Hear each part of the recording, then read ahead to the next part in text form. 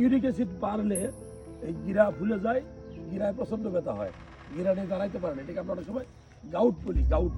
আর তুমি যে ভাই কইছো যে আসলে হেওয়া বলি নাই আমার ইয়ে দু মিনিট পেট করে তো ওইটা যদি কেউ বুট জাতীয় ছোলা আছে না, বাদাম, তারপরে আপনার ওই যে সিমের বিচি, বরবটি, মানে কালাই, ঠিক আছে, তারপরে কলিজা, মগজ, গরুর মাংস, কোনো মানুষ একটু বেশি খায় তাদের এটা হয়, আর যাদের হয়ে গেছে তারা এই সকল খাবার কম খাবে।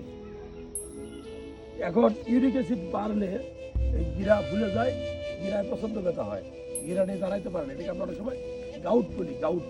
আর তুমি যে ভাই কইছো যে আসলে হেওয়া বলি নাই আমার ইয়ে দু মিনিট পেট করে তো আমি বলবো যে ব্যথার যত বেশি ব্যথার ওষুধ খাইলে বয়স হচ্ছে তো কিডনির সমস্যা হতে পারে।